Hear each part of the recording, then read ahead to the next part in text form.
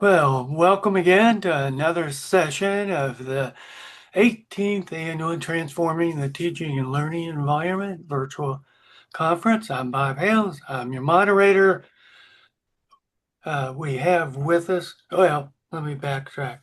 Don't forget our sponsor this year is the Journal of Educators Online, JEO, and you can go to thejeo.com to read many of the referee articles in it. I've found quite a few that were of interest to me. Man, I'm not even working. So I bet it works better for you all.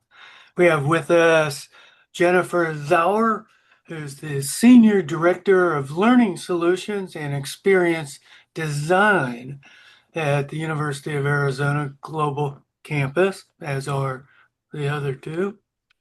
Uh, Jennifer enjoys finding new and engaging ways to bring learning to life for students. Yeah, that's always a challenge, but it's also a fun challenge, I think.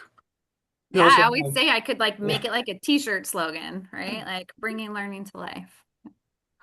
have Amy Johnson, who's an associate professor and program chair for the Associate of Arts and Early Childhood Education.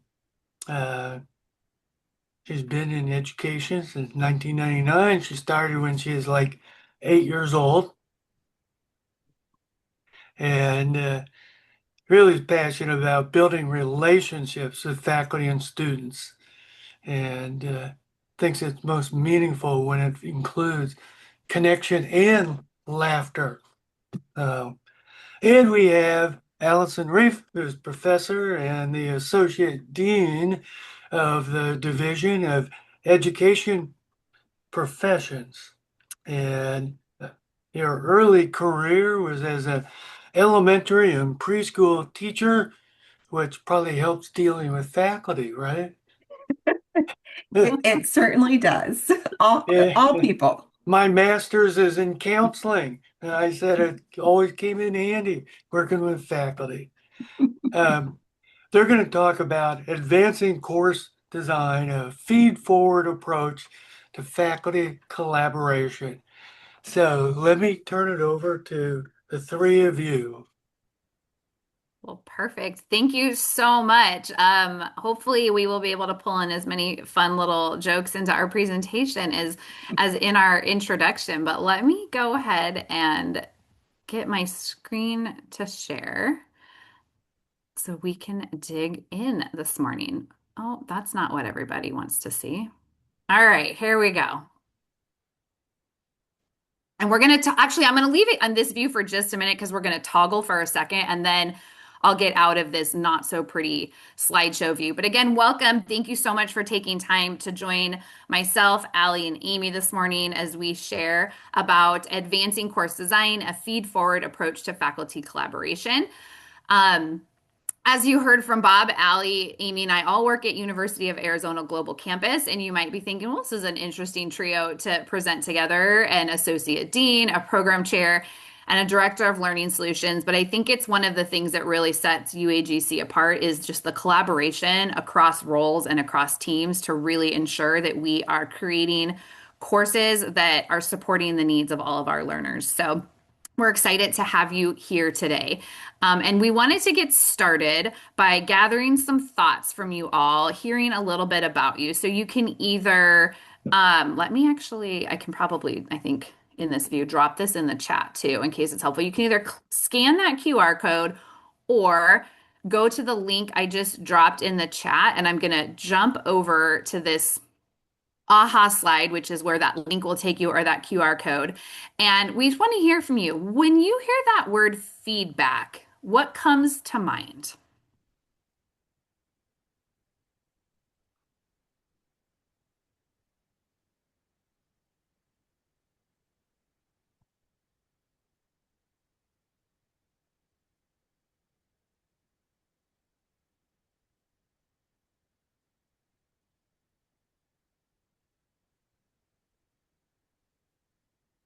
is where we need our Jeopardy theme song I going. know, right? I could try to sing, but I told myself I only would ever sing in a classroom. Let's see. I see all kinds of things showing up. Actionable, hopefully personalized, opportunity for growth, engagement, informative, actionable, collaboration. Sometimes negative things we think about when we hear feedback. Okay. So I'm gonna, oh, so it looks like someone was still typing. We'll give it just a second. Engagement. Okay. So now we have a question. Think of a time that feedback helped you to improve something. What made it useful? What made that feedback useful to help you improve something?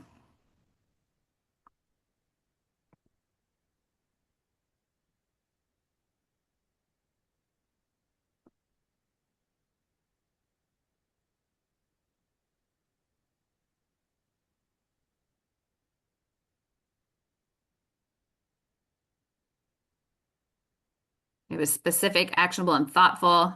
And someone knows something about SMART goals, tailored to you, not general. Those are things we hope all our students say about our feedback to their in their work. I love Yep. that. Yeah. I like that. As an ID, it offered the chance to work with with faculty more closely on a common goal. So really understanding what they wanted to do, where they maybe wanted to take a course, more things about being clear, specific. It made the feedback useful because it helped to support students. Ooh, constructive recommendations. I think that's a hard one because I think everybody wants constructive feedback, but then sometimes everyone's not open to the constructive feedback they got or they received. Specific, personalized is definitely a theme that we see running through. Okay. Oh, let's see. Something else just popped in. Ooh, gave you a deeper understanding of maybe something that you had shared.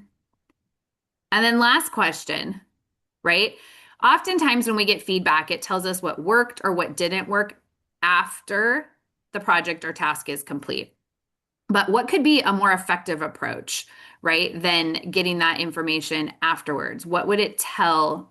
Oops, I can't see. What would it tell us instead?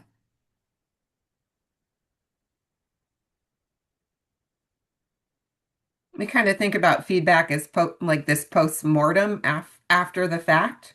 So, what would feedback tell you if it didn't come after the completion of a project?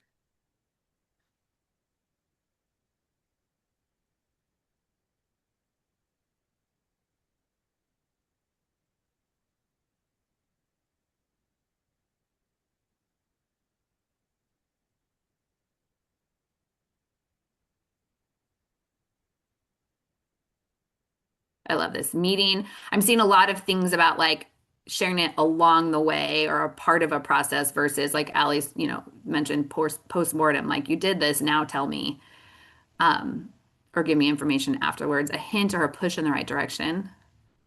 I love that. Guided practice is a part of formative feedback. Absolutely. Looks like people are still typing, so we'll give it just another minute.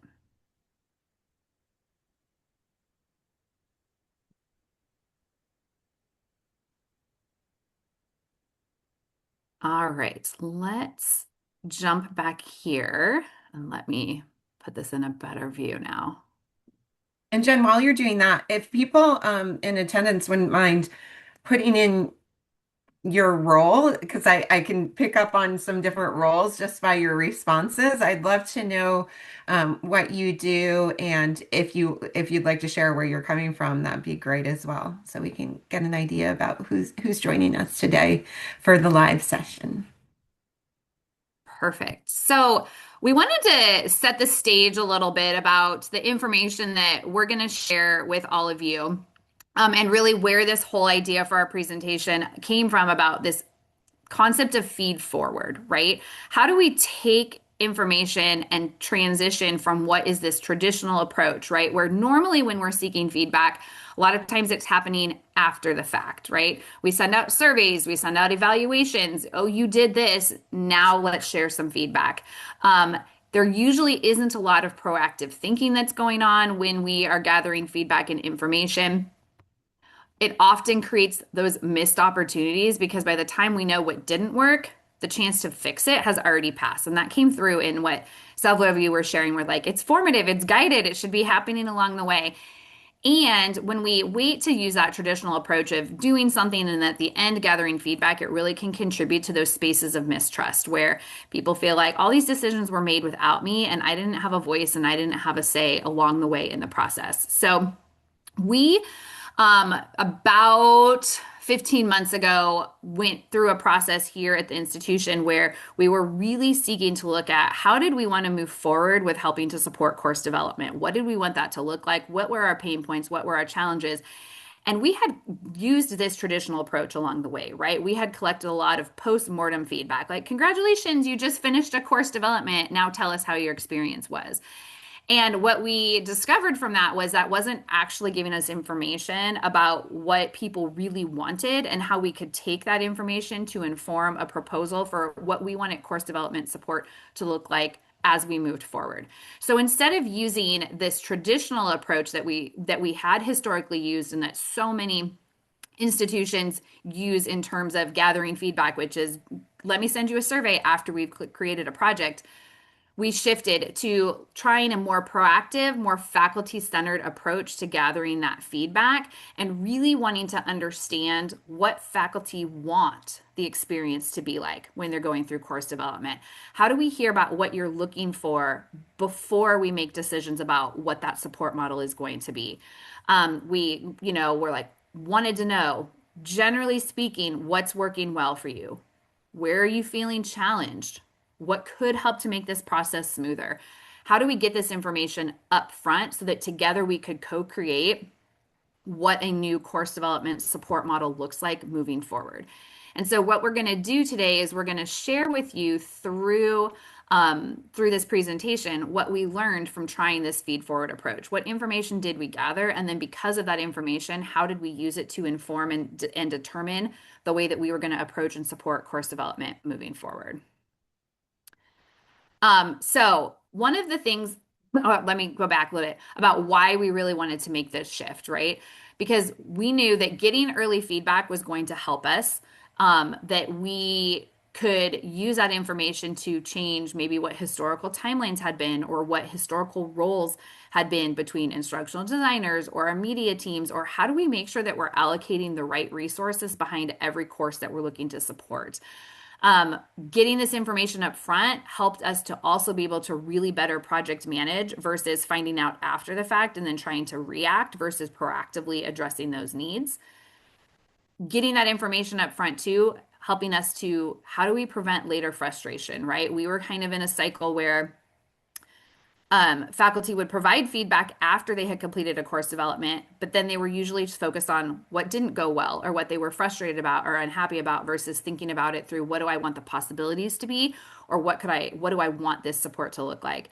And then really trying to find that way to have a feedback loop that helps us to keep our process agile and responsive versus, okay, well, you just spent 14 weeks doing this and we can't modify and adjust as we're going. So we also looked at some research to think about why did we want to shift to this feed forward approach rather than the post-mortem approach with gathering information and feedback. And so what we learned was that, instructional design is always evolving, and at the heart of this evolution is collaboration. And so when we think about collaboration at the beginning as the first step, like how do we collaborate? How do we gather information? How do we understand what you want an experience to be? At the beginning, it really, really helps to build that trust. And through that trust and collaborative relationship, that's where the magic really happens when we talk about bringing learning to life. And then also, when we start with hearing voice from our faculty, when we understand what they're looking for, then we can really build those positive and trust-based relationships. We're going to walk you through our survey that we did, except it wasn't a post-mortem survey. It was our feed forward survey. And you'll see that one of the themes that comes out of what we learned is that faculty were really looking for ways to strengthen their ID relationships and their ID partnerships. And because of gathering information about what the faculty were looking for in that relationship at the beginning, we are able to use it to inform how we are going to support course development as we move forward. So We put together a survey, right? I was charged with a task, like I said, about 15 months ago of, okay, where is course development heading as the institution? And I searched and I searched and I searched and I searched, and all I could find were post-mortem surveys. Tell me about your course development experience. Was there anything that didn't go well? Did you complete things on time?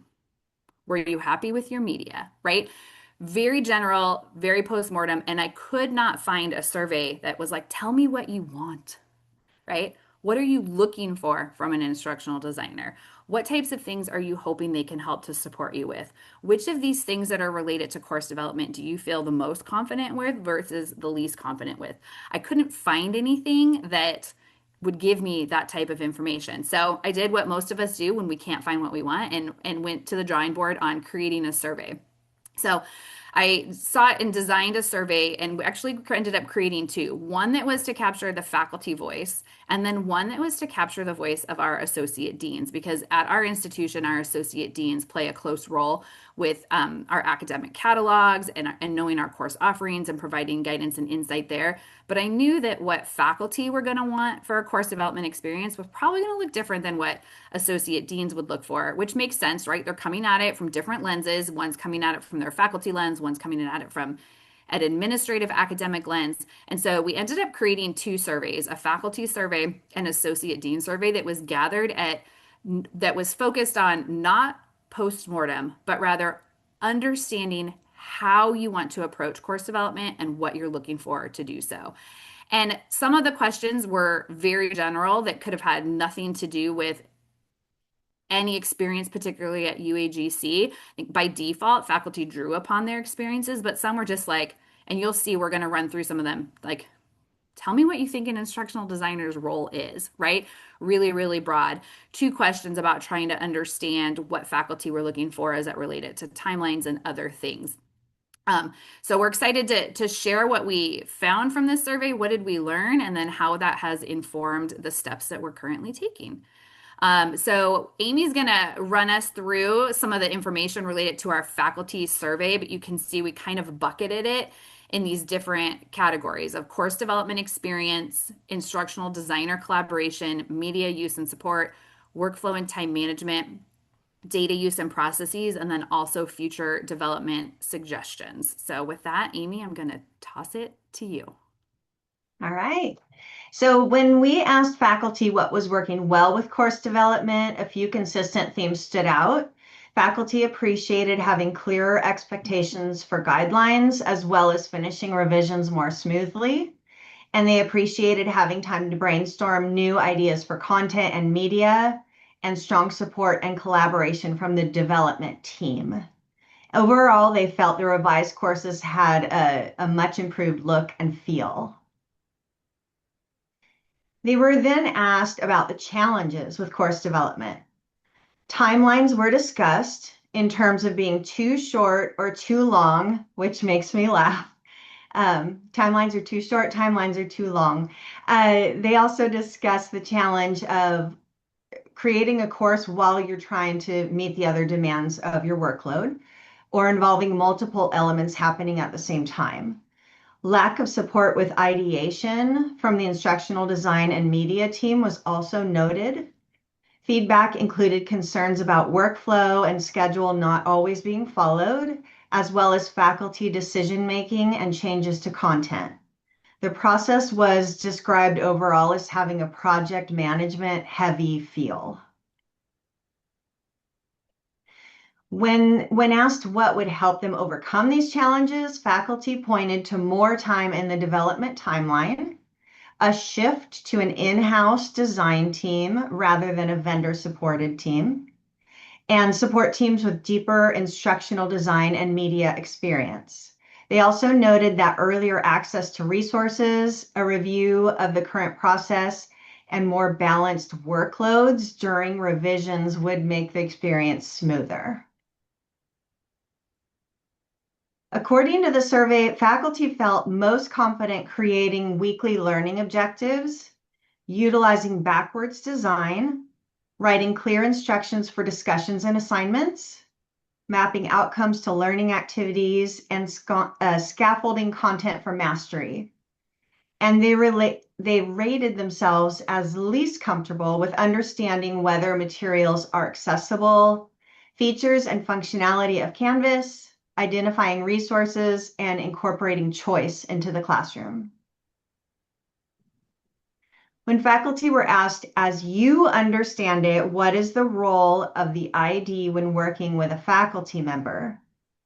They noticed that they understood the support to be partnering on content development and design ideas, ensuring content is placed correctly in the course guide, collaborating with the faculty's subject matter experts, and receiving project management help with tasks like reviews, accessibility checks, fixing links, creating handouts, adhering to timelines. They also highlighted the value of having someone coordinate across all the development teams.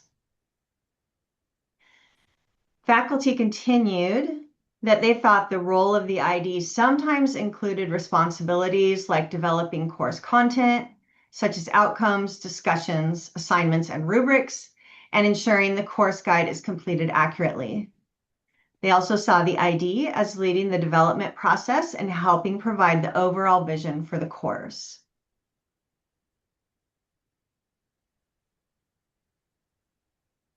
To understand how faculty have partnered with instructional designers in the past, faculty were provided a list of several of the most common ways instructional designers support course revisions, and they were instructed to select all the manners in which they've collaborated with an ID. The most frequent collaboration between faculty and ID is in formatting the course guide, discussing technology tools, and reviewing materials based on ID feedback. And what I found really fascinating about this particular information when we were asking the faculty, how have you collaborated with an ID? And we specifically said anytime, right? Not just an ID that you might have collaborated with here at UAGC, but anytime. But was that what stood out so strongly was that the idea of using them to format their course guide, which to me was a really big aha in, even though here, right, in these two slides, the faculty were able to share things that you would hope to hear, like, oh, collaborating and partnering and helping to make sure things get done and developing content. And then when you ask, but how are you leveraging your ID? It was like, oh, they're formatting my document. And so for me, I was like, aha, ding, ding, ding. Like this is really telling. Faculty at our institution understand what an ID can do, but they're not putting that into action. And so as I use that information to inform future decisions, how do I help to make sure that faculty understand really how to partner and work with their instructional designer and not just have them be someone that's helping to format the document. For us, our course guide is the document we develop our courses in. It's essentially a Word version of our course, and we use it to build our course in Canvas, but also so that our students can have essentially an offline version of the course too. But it was really, really fascinating to hear. This is what I understand about how an ID should work with faculty, but here's how I'm actually leveraging instructional designers. And Jen, there's some in the chat conversation about internal teams versus external. Maybe this is a good time to explain that, our process and how our master course shell model and how we've been working with external vendors, just to give the bigger picture of all of this. Yeah, thanks, Ali. I'm terrible at watching the chat and moving the slides. So thank you for calling it out. So yeah, we, as Ali shared, we use a master shell model, meaning that every section of a course is exactly the same. So Judith, I did see that you teach some courses for us. So like, let's say we're talking about ECD 101, a course in the program you were referring to. That course, no matter who is teaching that course, they're going to be teaching the exact same version of the course. So if Amy were to develop that course, she would develop the course and then it becomes our master. And then every time a section of that particular course runs, a copy of our master is made. So that our associate, we call them associate faculty, which our adjunct faculty, aren't creating and designing the courses that they're teaching. They're given a copy of that master shell of the course that was created. And we have been supporting our course development for the last about 3 years with a fully vendor supported team, meaning that all of the support that we receive for creating our courses, from instructional designers to media to building Canvas, has been supported with a third-party vendor. So that's where you'll see some of that information come through in the information that we've already shared, and then even further on where there's some things that faculty are asking for as it relates to currently being fully vendor supported. Allie, did that capture based on what you saw in the chat? Yeah, I think that kind of helps on people understand, like, yes, our faculty knew what a course an instructional designer could be doing, yet they were relying on them to do something different, what kind of gets at the point that maybe some needs weren't being met there in this relationship. So there's lots of nuance to this, and I love hearing some experiences in the chat about, positive experiences with internal teams, and so just wanted to give a bigger picture idea. Yeah, I think that covers it. Perfect. Back to you, Amy. All right. Faculty were asked whether there was anything they wished an IED had helped them with in the past. And over half said there were areas where they wanted more support.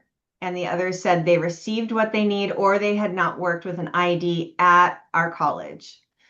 Among those who wanted additional help, the most common themes were a desire for more collaboration and innovation, more opportunities to brainstorm ideas, and better support in understanding templates, accessibility requirements, and technology. When faculty ranked the types of support they most want from IEDs, they placed the highest value on help with organizing and formatting the course guide. I'm sorry, on behalf of faculty, I'm sorry. Seeing examples of instructional strategies and creating resources to support course content. In contrast, they ranked support with course structure, measurable objectives, and criteria for graded work as least important, not in the class, but as collaboration with the ID. When faculty selected all the reasons for including media, their most frequent reasons are to engage the students and make the content more interactive, to illustrate complex concepts more clearly, and to break up a lot of text. The least likely use of media is to encourage student participation and collaboration through that media. Although we do value it in our courses, faculty were not using media for that purpose. And it was really important for us to understand how faculty were leveraging media or why they were choosing to include media, because I'm sure, as many of you know, right, media creation, A, is very time consuming, and B, is very expensive. And so it really was important to understand, like, why are faculty choosing to put media in their courses, and can we identify some patterns or some themes among why they're doing it, so that we can make sure that we are building the right pathways for media and leveraging media for reasons that are going to help to ultimately support student learning. Faculty noted some challenges when working with the media team. They described difficulty aligning the media team's expertise with their own instructional goals. They also expressed a desire for more collaboration and involvement throughout the production process, along with greater flexibility to make changes as the media is in development. And the one that, oh, sorry, Amy, go ahead. Some faculty shared that the final product did not always match their expectations and that available media options were not always clearly explained. Additional challenges included communicating their vision, navigating production delays, and managing different creative perspectives. And the piece that really stood out to me, again, like, right, if I think my role as I'm oversee all of our course development, was the one about balancing media team's expertise with my own instructional goals and preferences, and thinking about, okay, that tells me I have to think about how are we really helping to come in alignment with the purpose of media? Why are we including media? How is that media helping to support the instructional goals of that course? And then helping the media team be able to articulate, if this is the intended goal, what is the best format or use of media to help to support that? So that piece was a really helpful takeaway for me for forward planning. So we also wanted to gain some insight into how faculty are spending their time so that we could use this information to help inform whether or not we need to make adjustments. For context, we essentially think about course development in 3 phases: pre-development, development, and then a review phase. So our pre-development phase is before a formal course kickoff or course launch. It's the time where faculty are essentially prepping and preparing for their revisions that are about to happen. They're working on things like finalizing their course outcomes, selecting textbooks, working through an outline of just an outcome-based outline, not a crafting of assignments or assessments, but just an outcome-based outline. And it was really fascinating to me to see here it was like people are like almost split in 2 buckets. Like half of the faculty spend less than 10 hours each week on this phase, and half of them spend more than 10 hours. So definitely kind of a mix all over the place of how time is spent then. Once faculty are in the development phase, so for us, the development phase is from when the formal kickoff meeting happens through what we call the finalization of our course guide, right? So our course guide is where all of our discussions are drafted, assessments are drafted, assignments are drafted. So no surprise that the majority of our faculty spent more than 10 hours a week during that development phase of really actually crafting, writing, creating all of their assessments, creating content for any media that they were developing. Oops, I don't know what I just did. I think I somehow made the chat really big. There we go. Now I can see the slide again. So not a surprise there that most faculty were spending more than 10 hours during the development phase. And then we have what we call our review phase. So the course was totally done and written. Our course guide, we call it, it was frozen, meaning it's been signed off on. And then the course is getting built in Canvas, and faculty have the opportunity to review the course. There's a lot of media review happening during this phase. And also no surprise here for me that's where we really see a shift in the amount of time that's spent, right? Most faculty at that point are spending between like 0 to 6 hours total of time then, and you really see that drop off, which is what I would anticipate. But we've gotten a lot of feedback that even during that time, faculty are spending a ton of time. So it was helpful to see that when we asked to use this to help inform how we set up our overall revision cycle, that no, there really is a drop off that happens at that review phase as we would expect it to be. And then we also wanted to make sure that, are we communicating information about development timelines in the way that you need to have it? Are we sharing that in a way that's understandable? Or is that something that we need to look at adjusting? And overwhelmingly, yes, everyone felt like they know what the timelines are, they know what milestones are within the process. So that was helpful to know, because sometimes, the ones that are having the most difficulty meeting those timelines are the ones that are the loudest voices and indicate that they aren't aware of timelines. So it was nice to see that, nope, we are making sure we're sharing that information. And then also wanted to get some information about how much do faculty walk into a course development prepared with. This was really, really important for me to understand because A, it could help to impact timelines, but B, also to think about if we know that faculty are walking into their course development with X done, how can the instructional designer best support? Because what we've found is a lot of times if faculty walk in with too much already done in their development, they're not as open to ideas and dialogue and conversation as they are when they come in with only certain things done. So I was curious to see how many of them came in with just an outline compared to I've done a little bit of framing of course assignments to all of my course assignments are done or just light revisions. And so it was pretty interesting to see that 43% of faculty say that they walk into a development with all of their directions complete. So fascinating to see, but also really helpful for me to think about, okay, how do we find out from faculty what they've already done when they walk in?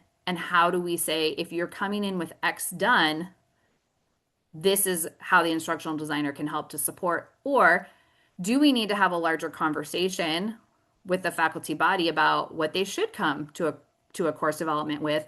And that if you walk in with a course basically written are you really opening yourself to that opportunity for collaboration that you're saying that you so badly want, right?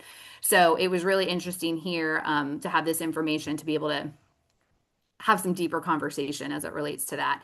And then I also asked a question about what did faculty have prepared as it relates to media. And you can see that 70% only have some ideas, but they're going to really work with their ID to work through it. So it's definitely interesting to get a sense of what faculty thinks should be ready when you kick off a course versus um, maybe what we would think would be ready. And then I think I'm doing this one too, right, Amy? Yeah. So then we kind of asked, like, what would you want to keep the same, right? Faculty want to continue having IDs helping to support their course guide. They want to continue to have ID support. They want to be able to continue to create media. We have something called the course plan document that faculty use in that pre-development phase to kind of map out the outline of their course. So that there were faculty who wanted to keep that they want to keep the timeline, and then faculty wanted to keep ownership over content. But then interestingly, we asked, what's one thing you would want to change? And there are some things here that some faculty want to keep and some want to change. For example, the timeline. Some people love it, some people hate it. So it was interesting to see some things that stood out in those themes. But we did have faculty ask for an adjustment in development team or the creation of an in-house team, having IDs that had that stronger skill set or could bring more innovation. Again, some of them do not like our timelines at all. Wanted some more trust with decisions or ability to try some new things, more option for media, and then asking for more associate faculty. Again, that's what we call our adjunct faculty involvement in course development.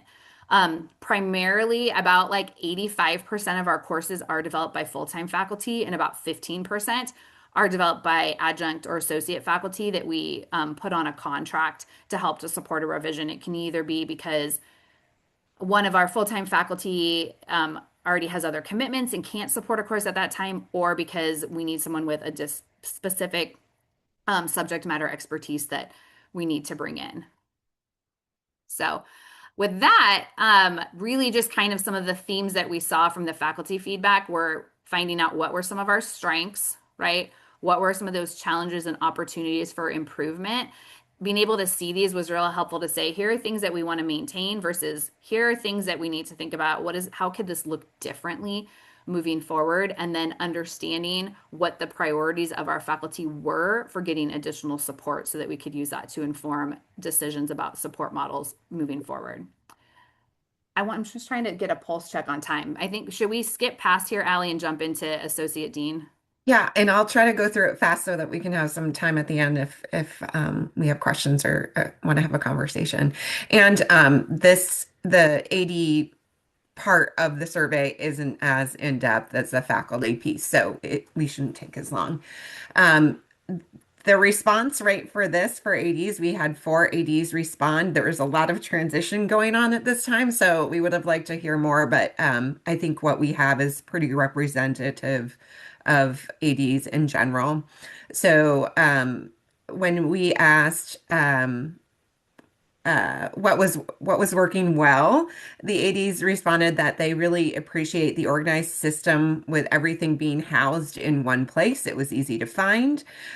People also like the weekly updates that were received from instructional designers. They have every Wednesday. I just opened my email this morning. I have a bunch in there now, but the IDs send an email with a green, yellow, red, indicating if people are on time and how the development is going. So ADs appreciated that. They also like to know what to expect and when. It followed a pretty prescriptive sequence for what's happening in the course and the timeline. And they also appreciated that there is multiple opportunities to provide feedback and review changes. When we asked the associate deans what the challenges were, and I have to admit, sometimes, just like faculty, we got different answers that contradict one another. So one of the things that did come up with the ADs that was an issue was having multiple courses to review. So we're launching a new program, and my SME, who's a saint, is creating like 5 courses at once. And that means that those courses hit my timeline at the same time, where I have to provide feedback to all of those. And we give our associate deans 2 days to do review. So if you had multiple courses coming in at once, and having 2 days to review a whole course, that could be a little bit stressful. There was also issues about balancing the workload, not just for the ADs, but for their faculty as well. Another issue was staff being changed over mid-course. We had some IDs and some other support people that were pulled out of a course development as it was happening. Then we also had people who were developing multiple courses, like I said, and they would prefer to have the same team in place. And then when they got to the second course, it was a whole new team, and it kind of felt like starting over. So that was one of the big issues. Lack of resources. I don't think this is a surprise to anyone in higher education that we simply don't have enough time, money, or people to do all the things that we want to do. So that definitely came up. Some people thought there was an over communication about the courses and that it clogged inboxes. There was also a lot of talk, which you heard from Amy, about accessibility checks, and when those came, and having this knowledge to be able to adjust based on accessibility issues. When the associate deans were asked how we could overcome these challenges, again, having more people to do the developments, whether that was full-time people or our adjunct faculty or just SMEs that we could contract out. That was one idea. Some faculty, and I had a good chat, a conversation in the chat about how some faculty would prefer to do the development on their own and have the skills to do that. Some of them would like to do it on their own, but we know they don't necessarily have those skills. So understanding how we could kind of let people have a little bit more leverage in that. Also being able to plan ahead. The schedule is set far in advance for when these courses are being developed, but working with faculty, working with their ADs and now department heads to align other projects with the timeline for course development so there's not so much happening all at once. And another suggestion would be to push accessibility reviews earlier in the development cycle and have more support provided to do work with accessibility. All right. So at the time that we were asked to do this survey, associate deans were give feedback on the course plan and the course build. So the plan is before the kickoff really starts, and then the course build obviously is in the Canvas shell. So the average time spent for the course plan was approximately 1 to 2 hours, and the average review for the Canvas shell took about 2 to 4 hours. I do want to note that I think there is a little bit of an outlier here. You can see that somebody said it took longer to do the course plan than the review of the entire course. And in my mind, I'm thinking that person probably flipped those two in their heads. But that's open to interpretation. But I would say in general, it does take a longer amount of time to review an entire course than the plan for the course.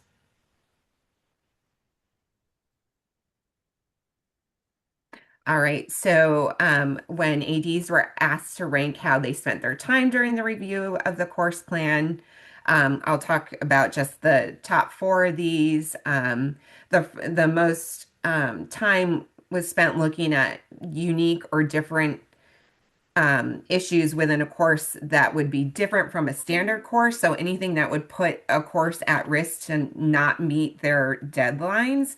That could include a vacation by a SME. It could be a third-party negotiation that had to be in the course. So those things that kind of made a course a little bit different, or the people developing the course having extra requirements from within that development. Another piece that took a fair amount of time is understanding who the students are, what the big vision is for this course and how it will be addressed.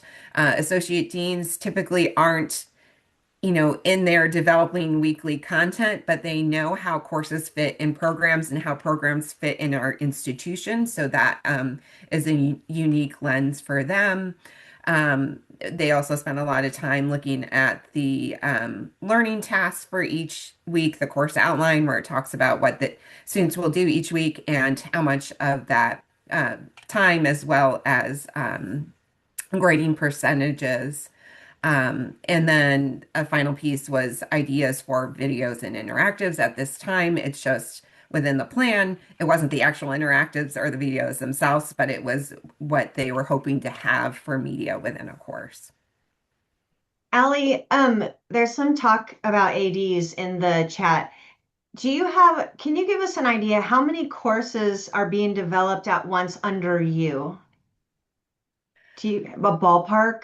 Um, I think at this moment right now, and Jen probably has a million spreadsheets she could pull up, but I think right now I have 5 that are in development. Um, that aren't frozen and that are things that I could be involved in. It does vary. Like I said, we are launching a new program, so that obviously requires a lot more courses. So that was a much heavier lift. So I would have those, I think I had 5 of those going at once. The heaviest list is not on me, that is on our SME, but it does take a lot of time to go through. Since we've done this survey, we added in an extra place for review for associate deans with this feed forward approach. So now we review the course plan. We also review the course guide, which is what is used to build the master course shell, which we also review. So, Jen, I don't know if you know off the top of your head what an average is. No, I mean, not by associate dean. It really just varies because there's so many factors that come into play about how a course gets put on the development schedule. The majority of courses get put on the development schedule at the request of faculty or associate deans to make updates. The only time my team goes to them and says we need to put this course on is when there's like a resource update or something happening that's forcing us to have to make an adjustment in that particular course.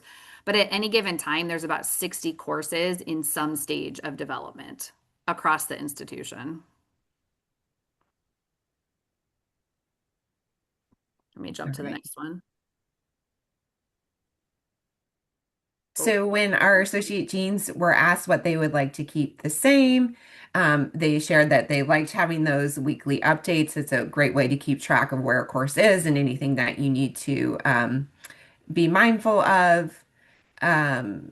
They also talked about allowing program chairs to take the main lead because they are typically the content expert compared to the associate dean. Sometimes we have program chairs that are developing a course, so that doesn't always work.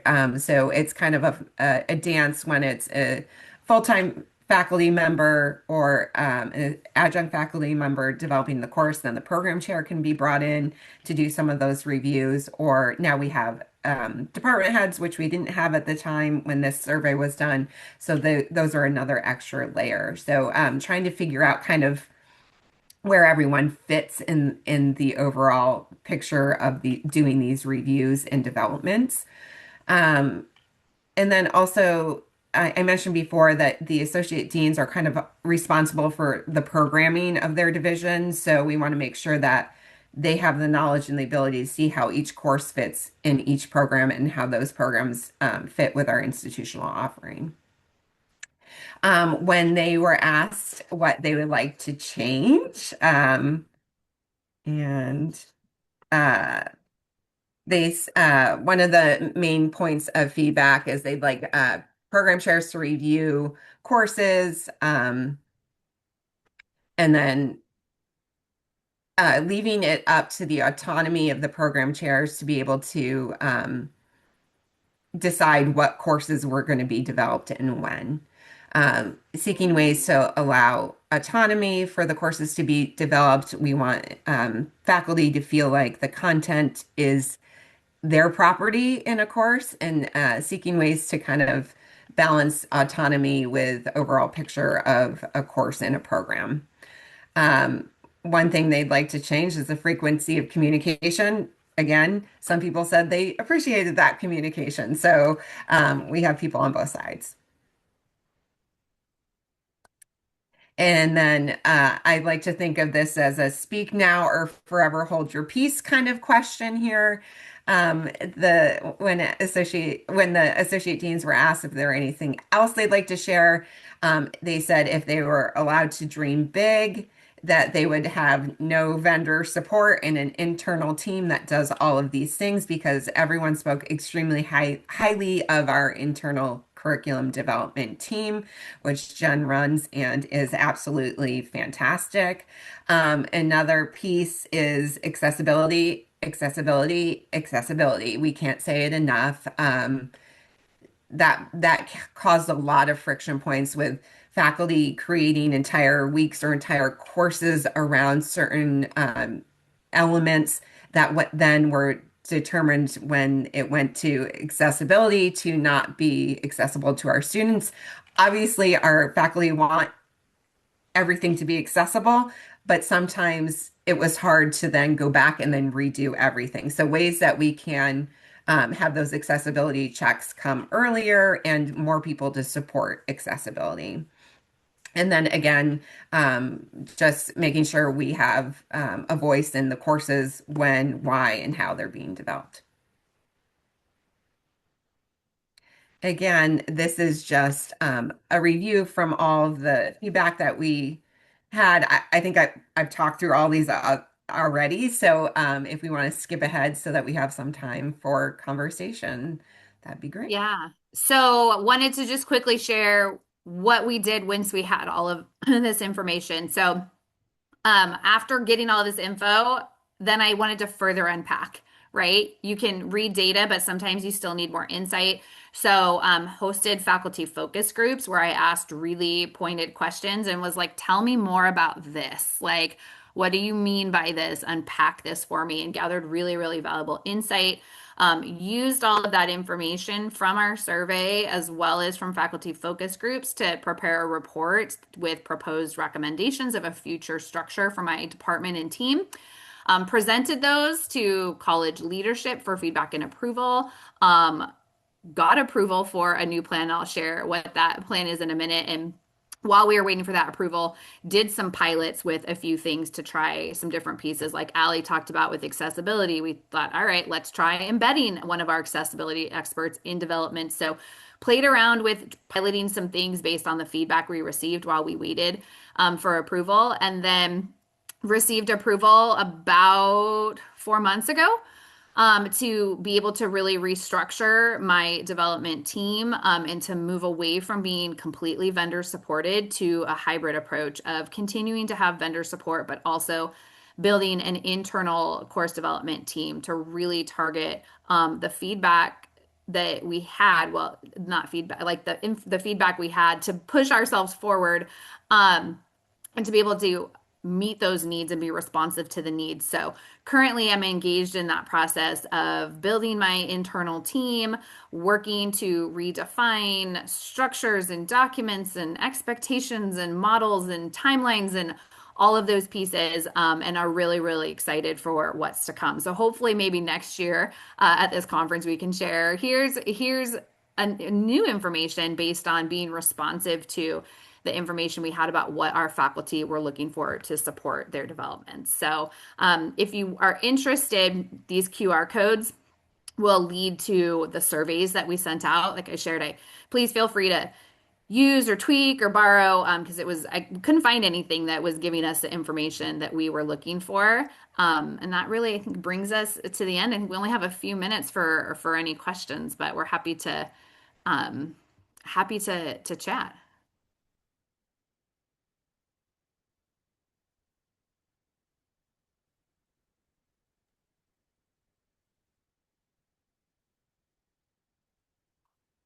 I'm gonna stop sharing.